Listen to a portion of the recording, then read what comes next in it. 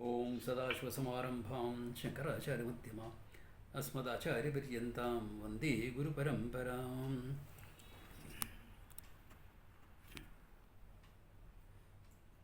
Okay. So if you notice the last verse, there's one point I want to highlight what we had done last time, 32nd verse, that amanastam bhavati. He equates Atma Jnanam as Amanastam, okay? Nothing else. Otherwise, if you take Amanastam, etc., you may take not being the mind. You may take it, go into other things like Samadhi, this, that, etc. Okay? Whereas here, he is highlighting Amanastam as Atma Jnana. Because he had said that, no? Atma Satya Anubodhena. Bodhena, he is saying that, by knowledge. Na sankalpayate yada. Because in the knowledge, what sankalpa can be there? What other thought can be there? You are rooted in the knowledge. So in the knowledge, all there is the knowledge of the self. So the knowledge of the self itself, he is presenting as amanastam, being free from the mind. Okay? Yeah. From the look on some people's faces, I'm not sure they understood the doubt or the question or the answer. Okay. Okay. If you are stuck anywhere, clarify. Okay. Graha bhava tadagraha. Yeah. Oh, so Swamiji, I did have one question from the previous class. Yeah. Shoot. You had mentioned about how in your conversations with the Zen Buddhists, you talked about the non-conceptual reality. Yeah. But for them, without it being a pramanam, would it still not be a little speculative for the Zen Buddhists? Yep, it would be. It can be a bit speculative, yes. Yeah. Because they also have, I won't say Shabda Pramana elaborately, but some statements here and there which, lead to it.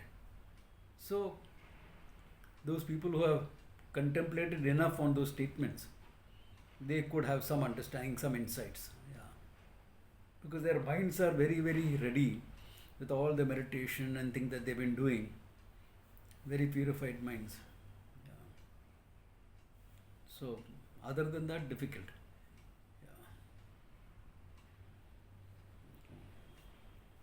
Yeah. Any other questions, clarifications before we go ahead? Okay. Then he makes a very, very interesting statement here. Okay. He's saying, Akalpakam ajam jnanam jneya bhinnam prachakshati brahma jneyam ajam nityam ajam vibudhyate.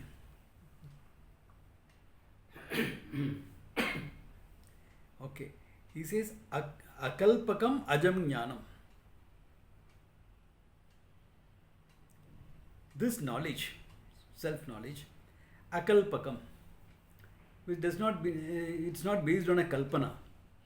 Kalpana you can take as an imagination or a conceptualization.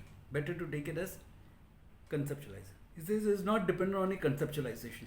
Because you are not conceptualizing the Atma or Brahman as something. You are taking it as I. Therefore, non-conceptual. The Jnanam and the knowledge is like that. Meaning, knowledge of the truth is free from all conceptualization. Jneya bhinnam prachakshate. It is non-different from what is to be known. Get it? Knowledge of the book is non-different from the book.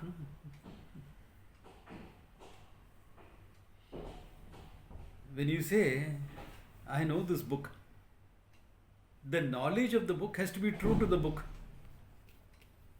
It cannot be something else. I can't say, oh, you call it book, I call it table. Such vikalpas cannot be there. Why? All knowledge is vastu tantra, not open to your choice. Since not open to choice, it is Vasu Tantram, it has to be exactly as it is. If it is exactly as it is Jnaya Abhinnam. More so in the case of the Atma. At least here, the knower known difference is there between book and me. But between Atma and me, what knower known difference is there? Therefore, the knowledge of the Atma also has to be like that, non different from the Atma. Jnayat Bhinnam, Abhinnam, it says. And Brahma Jnayam Ajam Nityam. And what is Jnayam here? The thing to be known, Brahman, which is Ajam Nityam, not born, not conditioned by time, limitlessness, timelessness, Nityam. Therefore, he says, Ajena Ajam Vibhudyate. Therefore, who is knowing what? Who is knowing what? Ajam, knowing Ajam. When I say I know myself, this knowledge is peculiar. In the sense, you are knowing without subject-object divide, without conceptualization, without objectification. So, in that way, it's very peculiar knowledge. And what is the thing to be known? Brahman. Who is the knower? Brahman.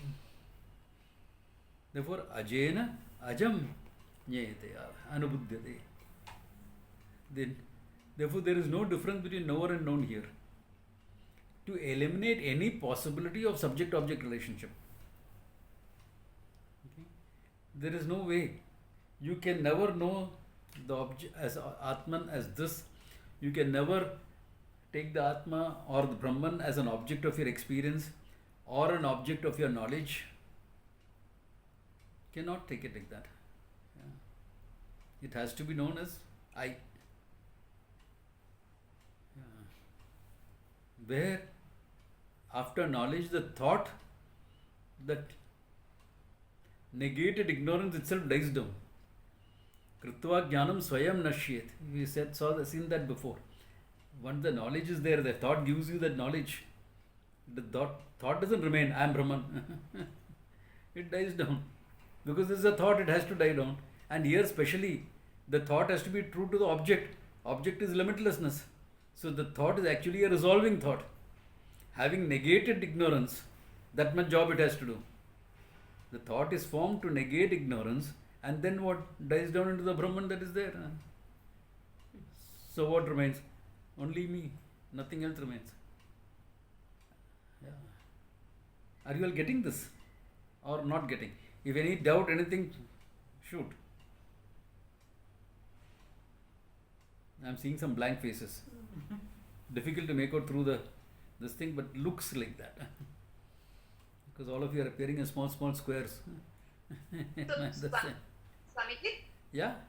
Yeah, Shalpita. So basically what we are saying is that once the thought comes up that I am Brahman, Brahman, that what's in me and what we are talking of as Brahman, the tattva, the matter is the same.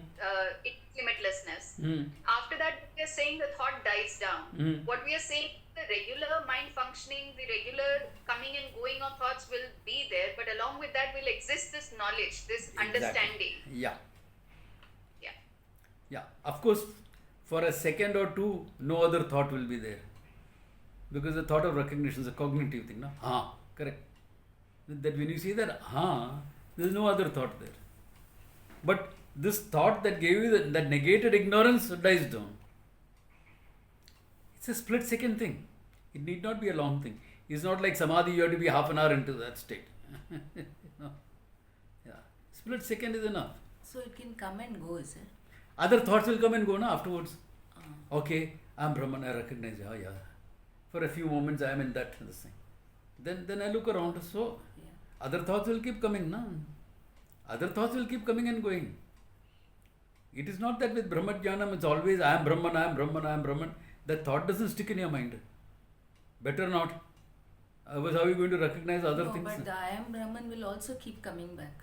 I am Brahman will not keep coming back. That is knowledge that's always there. Like how today I have taken myself to be a finite human being. Same way I'll take myself to be the limitless Brahman. I am limitlessness. I am consciousness which is limitlessness. So that will always be there, background. Now foreground is all the thoughts that are coming. In the foreground all thoughts will be there. Background me. Like right now. Foreground all thoughts are there. Background I am a finite human being. I am a seeker trying to know the truth. So that is in the background. No? That doesn't sit in the front all the time. I'm seeker, I'm seeker, I'm seeker. What are you praying that Kudrich from Harry Potter or what, saying I'm seeker? Yeah, not that. Yeah, you are functioning in the world with other thoughts. I'm seeker is in the background. Similarly here, I'm Brahman in the background of things. Therefore, when you see things, you don't miss Brahman. Because that's there in the background. Like when you are, let us say, you are experiencing a good meal. Do you miss the fact that I am a finite human being? It's there in the mind. No? It's there in the background in the mind. Similarly, you are experiencing things in the world and the background, what is there? I am Brahman, that is there. Yeah, two questions are coming up. One, Karthik, shoot.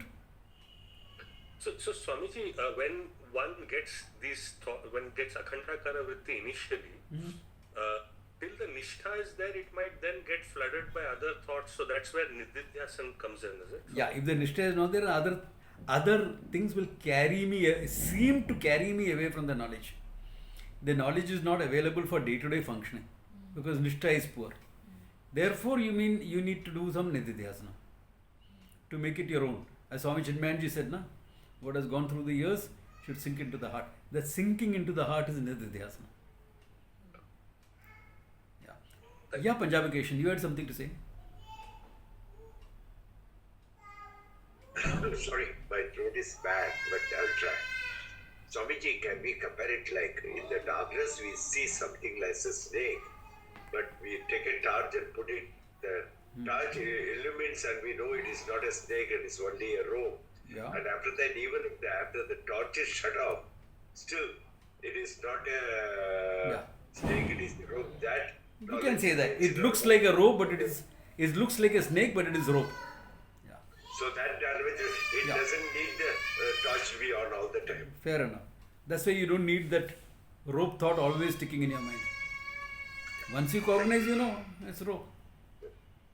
Same way here, you know. So that eureka moment is not an experience, right? No. You said it. It's a eureka moment. Not an experience. It's a recognition. Suddenly you recognize, yeah, that is true. So it can happen. The Upanishad says that, can happen as a flash sometime. Oh yeah, that is true. Got it. Or it can gradually build up in you. That's why two examples are given. One is like a flash of lightning. It comes. Eureka moment. Wow, that is true. That's it. Or Polaroid camera shot. Thing comes out, it's all white, greyish. Then slowly the picture emerges. In a couple of minutes, that's Polaroid, yeah. Kodak is a brand, yeah. So we call it Kodak. Yeah. So the thing comes out. So same way. So it can be a gradual process. It can come as a flash. It doesn't matter as long as you get it. As long as you get it, it doesn't matter how it comes. Well, it comes. Yeah.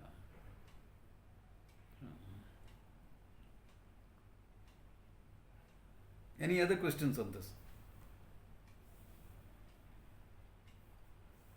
Yeah. Okay.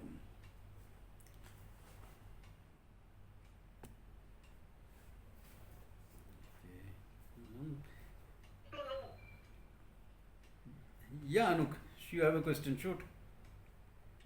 Swamiji, it can be both, right? It can come as a flash where you understand that you are the reality, but then the clarity about, the framework, like how does this, the reflected consciousness and all that takes Shravanam and takes that takes some time. So that's also both. fine, yeah. Okay, thank you. That's fine. Yeah, details, because details of the Shastra. Now, why is the Shastra talking so much of details? reflected consciousness, manifested consciousness, two styles of explaining it.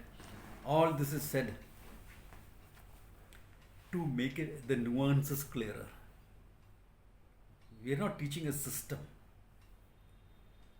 Vedanta is not a system of philosophy. Vedanto nama Upanishad Pramanam. Vedanta is a positional name given to the Upanishads and the means of knowledge. Why positional name? Because the end portion of the Vedas. The Antama Bhaga of the Veda is called Vedanta. Positionally it's important because to establish subject matter is different. First portion has a different subject matter, second portion has a different subject matter. First portion is Dharmartha Kama, last portion is Moksha. So establish the different subject matter, that positional name becomes important. It's position like that. Otherwise it could have been put in anywhere here and there. Na? But because the whole Veda is a pramana, the whole Veda is to be accepted as a means of knowledge, that positioning becomes important. If it's a story, and in the story you are writing a chapter, even if the story is historical, then you can put the chapter of Vedanta anywhere. Can you think of an example? Bhagavad Gita. Exactly, Bhagavad Gita and Mahabharata. It's put in the middle. Though there are other Gitas in the Mahabharata. They spread in between, here and there, it comes in. Uddhava Gita, Uddhuta Gita. Uddhava I think is from Bhagavatam, yeah.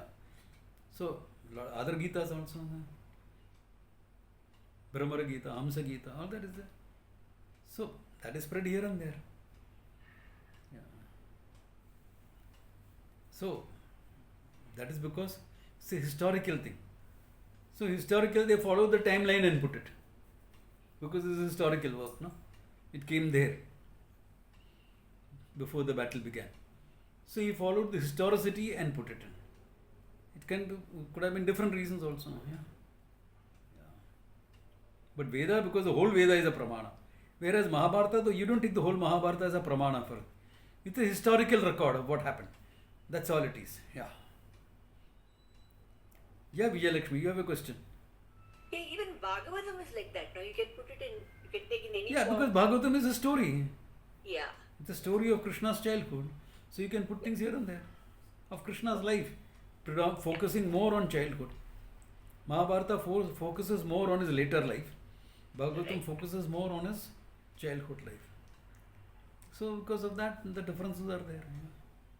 Right. Yeah. But yeah.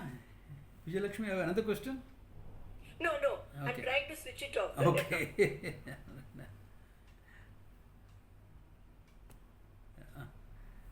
So many texts are like that.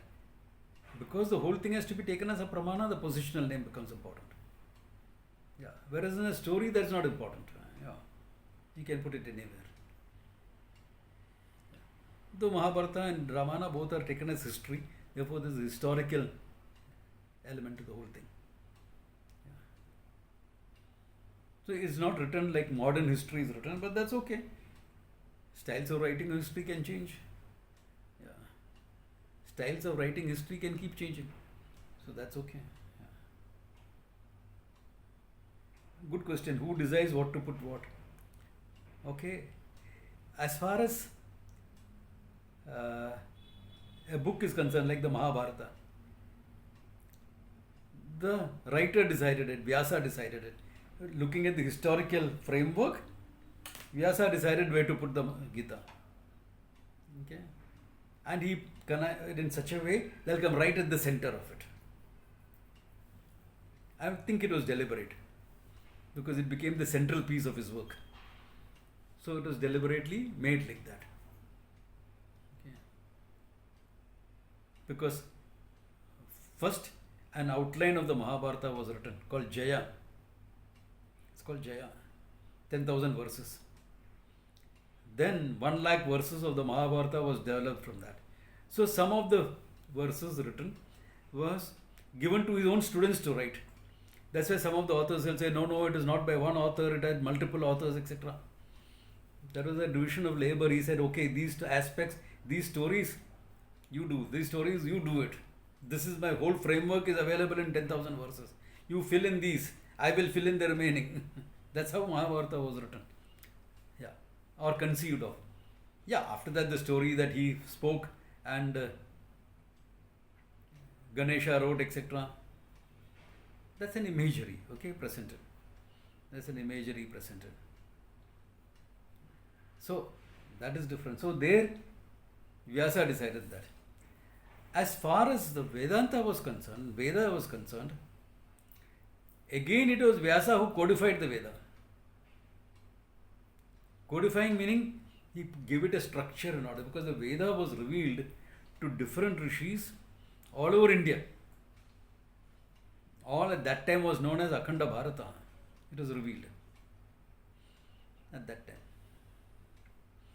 Then it is Vyasa who gathered all these revelations together and put it into a book form. Okay.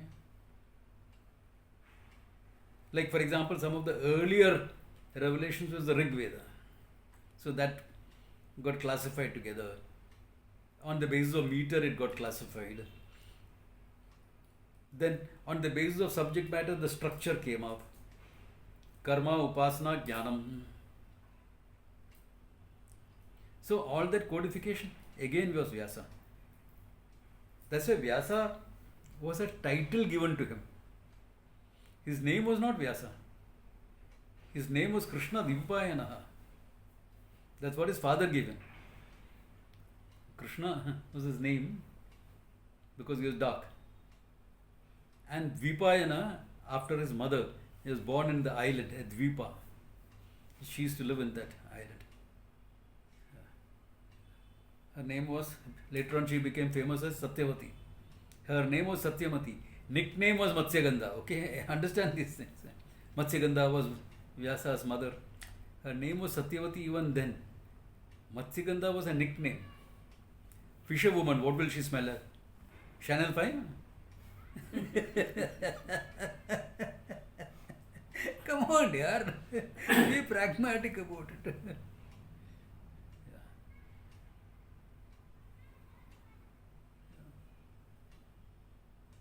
She was dealing with fish, cleaning fish, catching fish, eating fish. Fish Mayam Jagat. Fishing was all her life. Yeah. Though it is said that after being blessed by Parashara with a child, the fish smell disappeared permanently from her. Okay. Anyway, whatever. Don't ask me what chemical changes happen in the body and all, I don't know. No research has been done on all that. Okay. Yeah. So there in that, so Krishna Dvipayana, because he codified the whole Vedas, etc., he was called Veda Vyasa. Don't put him as a publisher of the Vedas. Okay, I heard idiots talking like that. He is not publisher. Okay, publisher is not given the place of Guru of Gurus. And the conflict in the Veda he resolved. It's a big conflict in the Veda, which is even now some people idiotically talk that. Rig, Yajus and Sama is accepted as Veda. Atharva Veda, it's got all social things here. It's got Tantra in it. We don't want all that thing. Pramana accepted. Human sacrifice is there. Pramana accepted. I don't want to do it. Don't do it. Who said you have to do all the rituals mentioned in the Veda? Veda is talking about possibilities, and possibilities is supposed to talk of. Talking about tantric rites, yes, it is there. It is talking about martial arts, yes, it is there. That's why if you have to be a Rajaguru, you have to be an expert in Atharva Veda.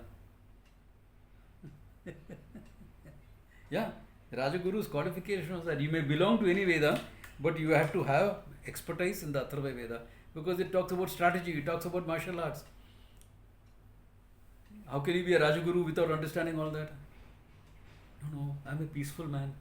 All peace at any cost. Go, sit in an ashram in Rishikesh. Yeah. Or Narmada banks or Kaveri banks. Don't be a Rajaguru then. Not fit for that. Yeah. So this conflict is a huge conflict in ancient India.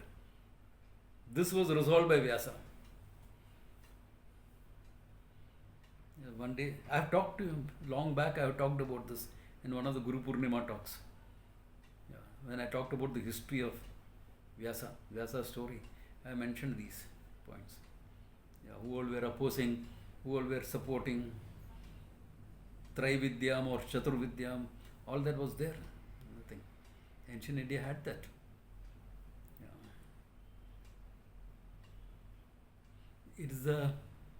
It is based on the refusal of Sattvic people to understand the role of Rajas and Tamas in human life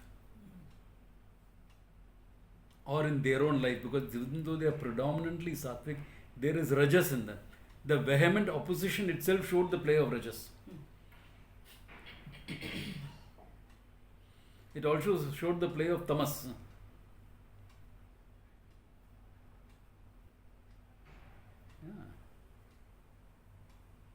Swamiji, Rajas I got with the vehement opposition. How Tamas? Because you are not seeing some facts.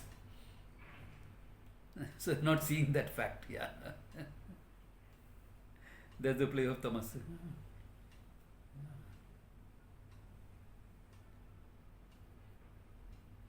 And Rishis were people with strong opinions. Naturally they'll have strong opinions.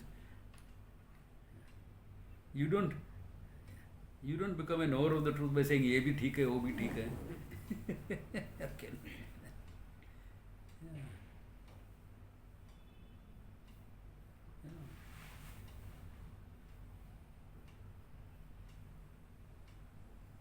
Okay. So that much for Swamiji, yeah. So Puranas, your Puranic Katha, they are also history or Who? Puranic Katha, Puranas. They are Puranas, history. like some of the people were rishis, they are mentioned in the Puranas. Some of them were kathakars, people who told the stories. So the Puranas are stories. It is not strictly considered as history, but they are historical stories revealing some details of some Bhagavan, some god, some Devata, etc. What happened in another loka. So they are all historical novels, like, So they are could not be a exactly little history. truth in them as well. Huh? There could be a little truth in those stories too. See, so Maybe a little exaggerated. the Puranas were written around the time of Mahabharata. Okay. In fact, it is all of them are attributed to Vyasa, Yeah. though I don't think so. If you look at the scholarliness of Vyasa and this, it doesn't always fit in. But they may have been written by his students, by his devotees, by people who are scholarly. They are all great works, Puranas are. Okay, so they will throw light on some aspects, like in Ramayana. There will be some aspects where light will be thrown by in Vishnu Purana, for example, or something like that. So they enhanced our knowledge of things. But nobody has read all the Puranas, okay? Not in today's world. Nobody has read all that. So these were told as stories. So as stories, there were each storyteller, Kadakar, made their own variations of it. Yeah. But they're available in structured form as books where you can test the authenticity. Yeah. This is authentic way of presenting this Purana. Yeah. So there could be possibly something must have hit. Yeah. Not explained enough in Ramayana, for example, which is explained in this. Yeah. And also probably say if they say this happened with Ganesha or this happened with Yeah, Shivji, yeah. so probably in that loka something Correct. happened with the Devta, Yeah. and it was possibly exaggerated in the Yeah. in the way it was presented, but some Yeah. part of it must be. Yeah. uh, So how they knew it, I don't know. Yeah. How the people of the Puranas who wrote the Puranas knew it, I don't know. Yeah. Because they say, oh, it's all Vyasa's greatness who did it. Maybe they are all written by Vyasa. I don't think so. But if you look at the style of the Bhagavatam I got some familiarity with, and the Mahabharata, they don't seem to have the same authorship. Mahabharata has got a grandeur which Bhagavatam doesn't have. It could also mean because Bhagavatam is dealing with Krishna's childhood life. What grandeur can you bring in when you're describing his pranks as a child. I mean, come on. Makkan Chor. What grandeur can you bring in Makkan Chor? It's difficult to bring in. It's easy to bring in emotion. Vatsalya Bhavam. All that is easy to bring it in. Grandeur you can't bring in there. Yeah. But as a warrior on this thing, there you can bring in grandeur. When he walks in to a sabha, for a political discussion, there you can bring in Krishna's grandeur. So, it could be because of that also. But generally the opinion is that two different authors. So, Puranas were also written for the reason of, I'm asking this as a question. They're written of giving background information, number one, and bhakti. Okay. Because how do you relate to Ishvara? Correct. You need Ishvara as cosmic order, then there is no issue, forget it. But people are at different stages. Yes. So some people need different imageries. Okay. Different way of conceiving Ishvara. So 18 Puranas came up because of that. Yeah. So there is a Matsya Purana, Kurma Purana, etc., which is telling stories about the Matsya Avatara, Kurma Avatara, etc. But among the Puranas, main is considered to be Bhagavatam. Yeah. That's it. Whereas Ramayana and Mahabharata is looked upon Itihasa, history. So there's different. Swamiji, Yeah. during the Indus Valley civilization time, what was it, the Rig Vedas or what was Indus Valley civilization is actually a post-Vedic civilization. They say it is pre-Vedic, it is not. Vedas are much older than the Indus Valley civilization.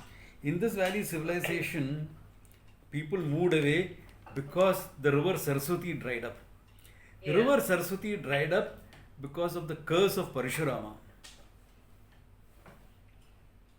Okay, so it is after Parashurama Avatara, around Parashurama Avatara, that the Saraswati dried up.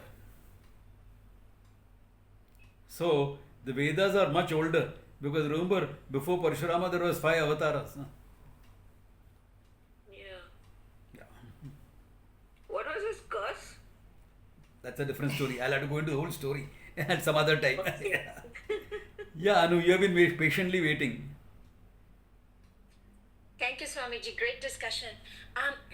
In the Puranas, I had 2 questions. One, the Puranas came about mainly to help us because in Kali Yuga, our minds could not focus like the Vedic minds, right? Like they could see the cosmic order in nature, in the rivers. Yeah, that could be one argument. Yeah, that can be one argument. And the second question I have is the Veda is always in Hiranyagarbha, right? And it was then revealed to the rishis from Hiranyagarbha. Yes. So it's still there, right? Yeah. Yeah, the whole Veda, it's available now also, no? All the shakas, that means all the branches of the chanting is not available because chanting differences exist. So all the shakas are not available, but all the 4 Vedas are available.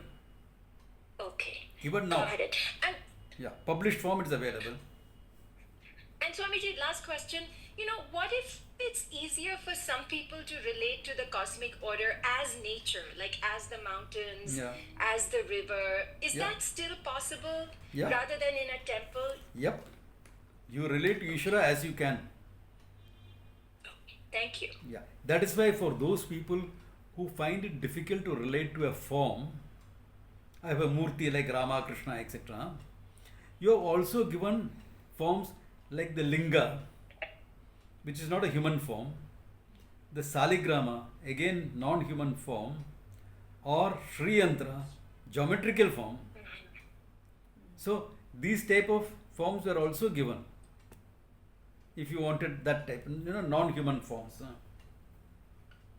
But Swamiji, what about just nature? What about just mountains? See, everything is Ishvara, so not a problem. Okay. Yeah. Everything is Ishvara. Thank you. Yeah, so nature of course is Ishvara. Like you can look into the Gita, what all he describes is among the mountain ranges you can invoke me as Himalayas, among the rivers you can invoke me as Ganga. All that he says there in the Gita. So invoke in any form, not a problem. Relate in any form. Virat Purusha. Virata Purusha. So Thank you. relate, no problems. As long as you relate, that's the important thing. As long as you relate to Ishvara in any form. Because bhakti is important. Bhakti is important because only then you become a karma yogi. That takes care of your maturity, growth, etc., dharma, etc., to come to Vedanta. So relate in any form, no problems. Okay, so we are The digressing shaman- from that. Yeah? I know we're digressing. The shamans and in Japan, Shintoism Yeah. and all, So a lot It's of, all you can nature. see, lot of Indian influence is there also. like global. Yeah, lot of Indian Yeah. influence. Ganpati, etc. is there. They call it some other name. Yeah, but there are there. Yeah. Okay.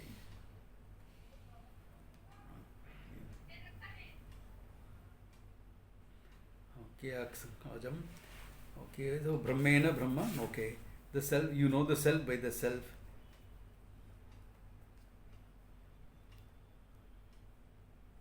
Okay, then he is saying an important difference in your mental setup to understand the truth.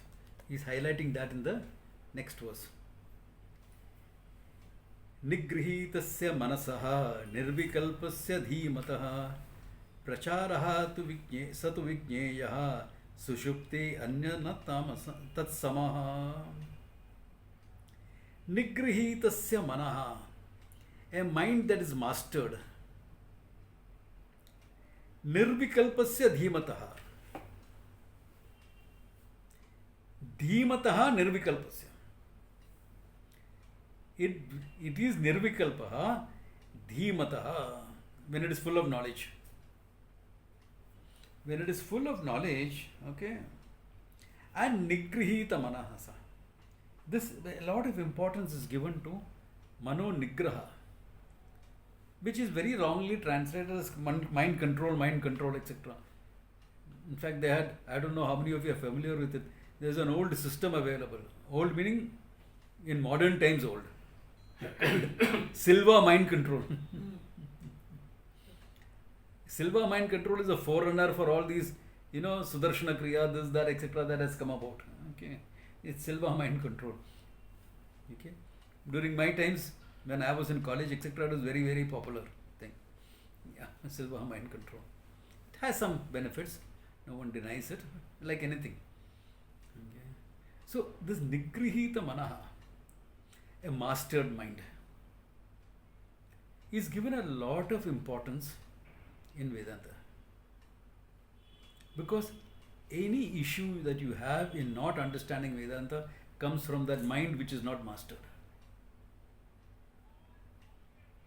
Your erroneous thinking, wrong identifications, emotional issues. Tackling that whole gamut of things is called Nigrihina. Whatever means available. Okay? From yoga to therapy, anything can be included into it. Why? Mastery of the mind is what is important. What is a mastered mind? In simple terms, always said this, no? To think clearly, feel strongly, act decisively. Not get confused with things, not get stuck with indecision.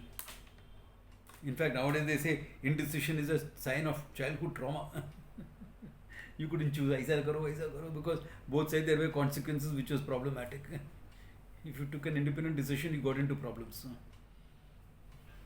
So because of that, indecisiveness became a thing. To become a people pleaser. Another problem of the mind. Afraid to take a stand. Afraid to take a stand.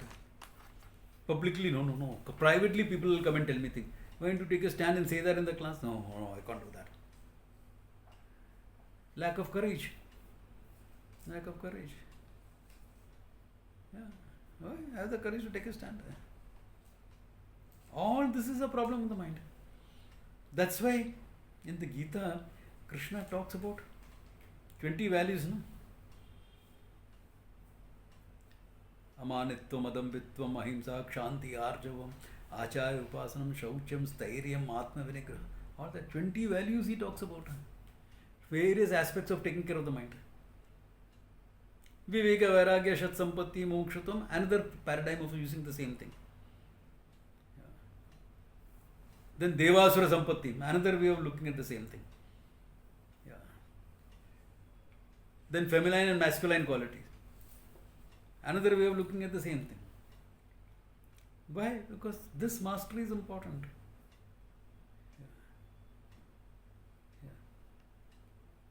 In fact, in martial arts, there is a statement: you are not fighting your opponent, you are fighting what is inside you. The opponent is just, you are projecting all that on him and you are scared of him. You are scared of certain things. What holds you back is this: your enemy is not outside, it is inside. Which is true. Nothing makes it more evident like getting into a combat situation, controlled combat situation. What controlled combat situation? You get hurt. Of course you get hurt. That's why it's called combat. It's controlled because you won't get killed in it.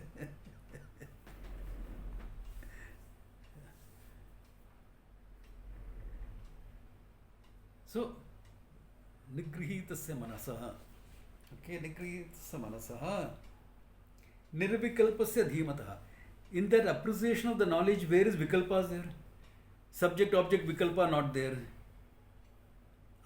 If subject-object vikalpa is not there, no other vikalpa can come into the picture. What vikalpa can come? Vikalpa is like a conceptualization. When subject-object has been resolved, what other conceptualization can come? No other vikalpas can come. This is not nirvikalpa samadhi. That's different. That's experiential. This is nirvikalpa in terms of understanding I am limitless Brahman, there's nothing apart from me. Where is vikalpas there? No, I am like this, I am like that. All that is ahankara, conceptualization. So in the appreciation of the truth, there is no vikalpas. Oh yeah, that's it. Oh, that's it. Fine. Nothing more. So dhimataha. Okay. Pracharaha sudha vijnaya. That function should be noticed, he says very well. Why? Sushuptaha anyat tu tats na samaha, na tat samaha. This is not like sushupti or samadhi avastha. Sushupti also is nirvikalpam. Where is vikalpas and oh, I am like this, I am like that. If you are thinking I am like this, I am like that, you are not sleeping. You are trying to sleep. Or you are dreaming. You are not sleeping. Sleep is absence of anything. No vikalpas. Subject object means dreaming. So no vikalpas in sleep. No vikalpas in samadhi also. But in neither knowledge may be there. Samadhi, if you are already known before, okay, you are awake to that. If you don't know, anta samadhi. You heard from me, the character used to be buried in Chowpatty. This is our experience. I don't know if the guy is still there. Someone should make a round. Someone staying in South Bombay, that area, Peda Road, Kemps Corner, etc., should go there and see that. Yeah.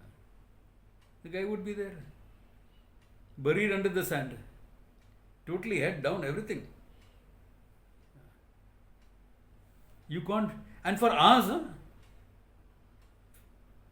from after the morning high tide, 2 o'clock, whatever, 1 o'clock, 2 o'clock, to evening, sunset time.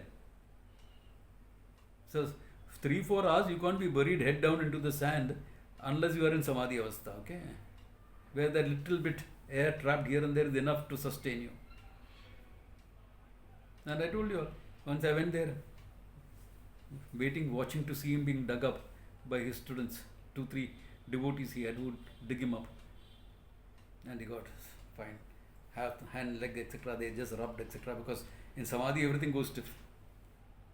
Yeah. And then he comes out awake. He looks at the cloth that has been kept there. Barely $10 there.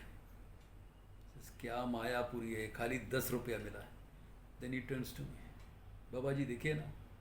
हम लोग 3 मूर्ति है, 10 रुपया में क्या खाएगा?" He is not coming out saying Anando Om, Anando Om. He is coming up disappointed, unhappy that he's got only $10 today. Yeah. And 4 of them have to eat something. क्या खाएगा? Yeah. I mean, I didn't tell them the other story. ₹10 में क्या खा सकता है. Bombay is funny place. So once we are at marine trainees, we got out of the ship and looking around, roamed all over Bombay. I had to take some non-Bombay characters out. Let's see. And finally we are very hungry. Yaar. It will take us some time to go back to dinner on the ship. Time है, बहुत भूख लग रहा है, क्या करेगा? So we went to this Irani shop. So chicken sandwich, 10 rupees. Arey, we'll share a chicken sandwich here. So we ordered chicken sandwich. So you come.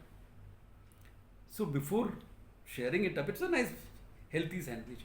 One character, I'm talking about this in 75, okay? 74, 75. Years ago. $10 was a lot of money that time for a chicken sandwich. A big, huge one. So one character opened the sandwich to see how much chicken is there. Says there are only pieces of egg slice, boiled egg slice and kept. Hey, manager ko bola, manager ko. So manager Parsi character coming, Iranian character. Ah, bhai. Kya? Su problem chhe. Says, ye kya chicken sandwich hai? अरे बेटा टिकरो आप मंगत राम के biscuit खाड़ेला है. मंगत राम का biscuit खाड़ेला है. हाँ बहुत डबा खाया है. अब जब मंगत राम का बिस्किट खाता है उसका अंदर मंगत राम बैठा है क्या?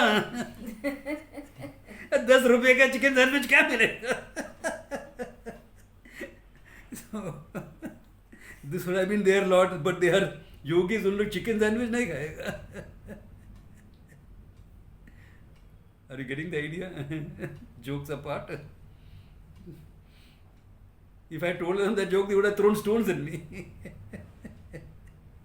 Supposing I tell them this joke, अरे ₹10 में हम खाया एक टाइम ऐसा हो गया. What will happen? Now he's only sad. They will get angry also. So I wanted to find out what he was. So I said, come. We'll go to Ideal Cafe. That time Ideal was not a big place like how it is now. Small Irani joint it was. So dal, chapati, rotis you would get. So we all shared a meal there. I said, no, because I want to know. I learned what's up. It's just a technique he has perfected. He's perfected the technique of samadhi very well. To be buried under the sand. I challenge any of the yoga teachers on today's world to do that. Put your money where your mouth is. Come on. Samadhi mein moksha hai. Go. Do this and then show me. Then we'll talk about it. If you survive that. If you survive that, you'll come and tell me it doesn't work. Everyone who says by samadhi you get knowledge have not gone into samadhi. It's a theoretical postulation. So that he says is different from what happens here. Here the mind is alive, it's functioning, it's been mastered well. For that mastery he may have gone into samadhi also. That is fine. Yoga chitta vritti nirodha, mastery of the mind is yoga. So he may have gone into samadhi practice also for mastering the mind. That's a very good practice to have. Yeah. You can think when you want, don't think when you don't want. Great mastery. You can't deny the mastery there. How many of us are like that? We can think when we want and don't think when we don't want. Hey, mind, shut up. Don't think. How many of us can do that? And for how long? Few seconds maybe. Few seconds also is a big thing. Yeah. So, mastery of the mind. Plus knowledge.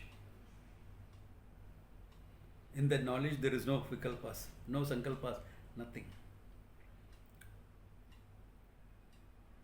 Very different from deep sleep or samadhi state or any other state. Nanta prajnam, no veda prajnam, na prajnam, na, all that, remember? 7th, 8th verse. All that comes into the picture. Ekatma pratyasaram, shantam shivam advaitam.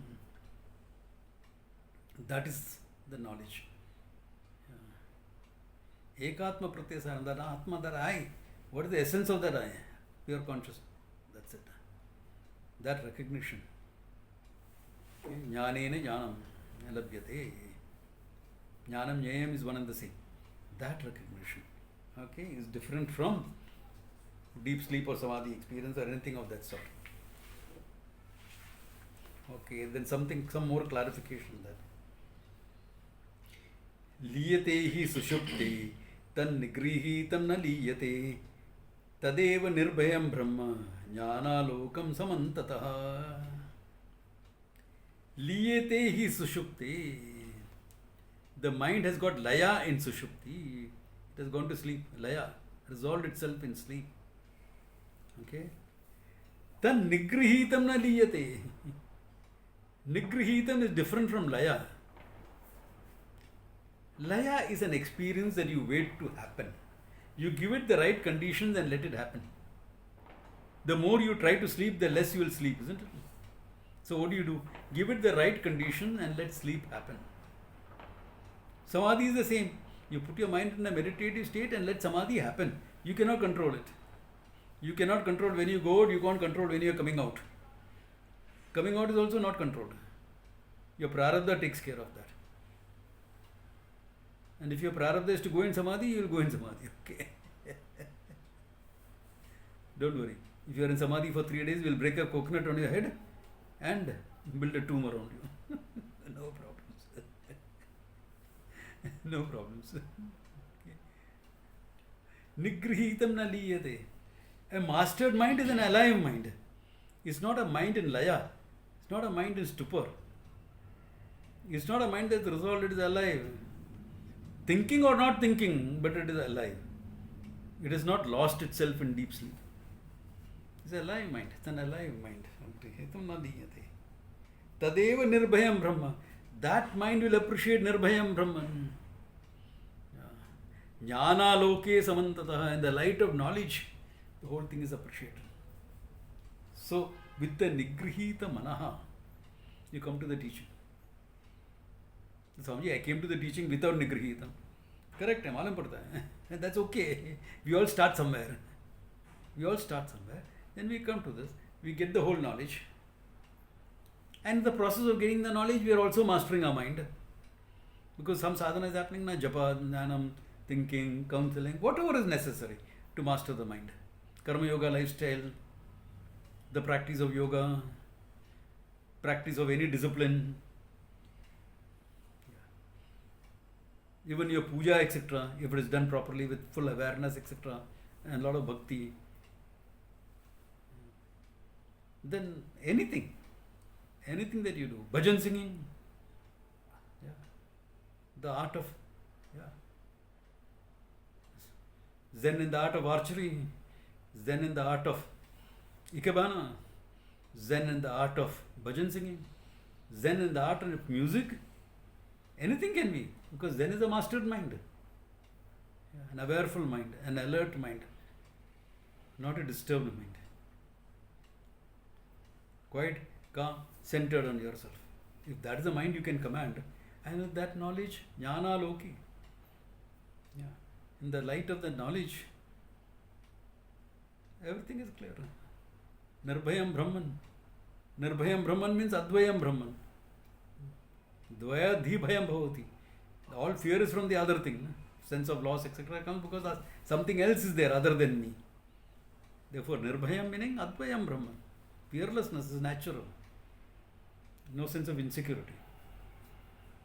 That means a courageous mind will discover Nirbhayam Brahman. So that courage, etc. is part of that mastery of the mind.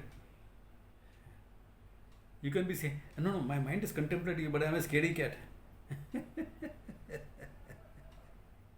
Scared of his own shadow. Oh, come on. How can he be scared and say, I am mastered my mind? You are giving into your mind in fear. An assertive mind. A submissive mind is a fearful mind. A pleaser mind. So all this, it is not one particular thing. Mastery is a huge thing. It has various facets to it. So someone may have mastered some facet, but other facets may not have been mastered. So a balanced mind. Samatvam yoga muchyate and kushalam yoga muchyate. Both of them. Swamiji? Yeah. Shoot. I'm not getting the difference between nirbhayam and abhayam.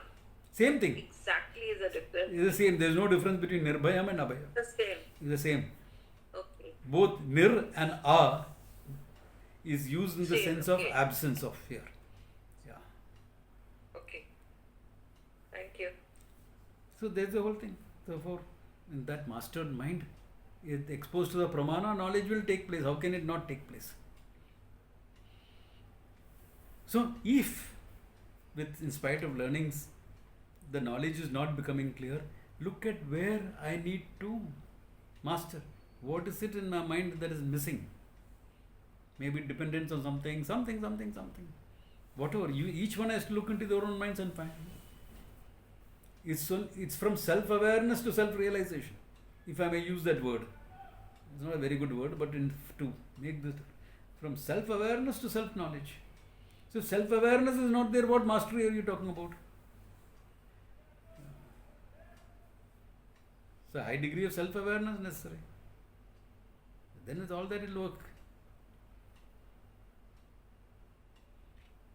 So here, even though Sadvaita Prakaranam talking about the heights of knowledge, etc., he still is highlighting the need for the mastery. Mind mastery is a must. Adhikaritvam means mastery of the mind, or kya? Adhikaritvam, now when you look at Prakarana Granthas, Adhikaritvam, they'll say a lot of time, who has done Prayaschitta Karma, done this Karma, Nitya Naimitika. You will say a lot of things.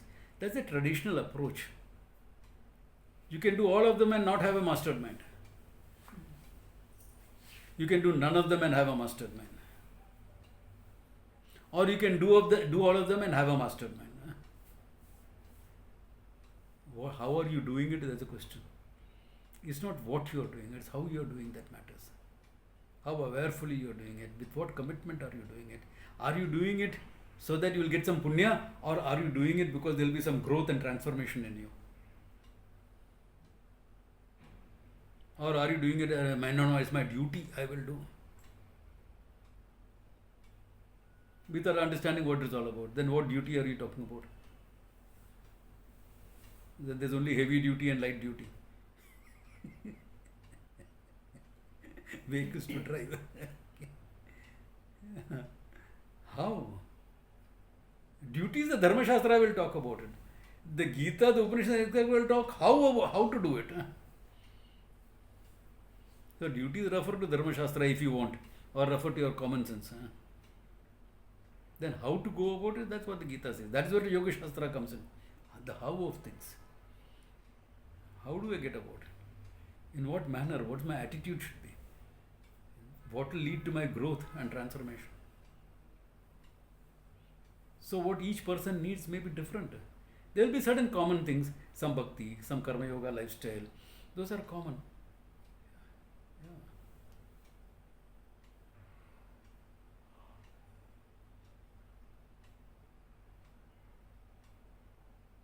Years ago, two people, I told them something. Emotionally stagnant, not emotionally open. So how do you emotionally open up this person? Bhakti. Character feels nothing in bhakti. अभी क्या करेगा?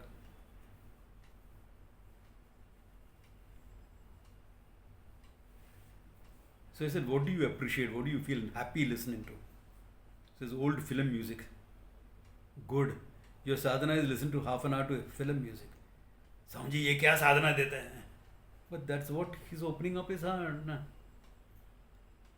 So after a month or so, I said, now along with that old film music, listen to that old film bhajans. There are some nice bhajans available in old movies. Listen to that also. So some Ishvara also will come in. Then their emotional opening up happened. Because sadhana is different for each person. If I had asked him to sit down and do a puja, because I asked him, he may have done it. May have. What little mechanical? Swamiji bola karega na, kare. Tera fool feko, tera abhishek karo, ye karo, wo karo, okay, fine. Aarti karo uska baad.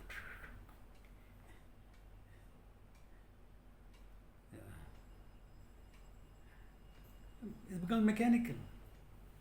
We want the heart to open up.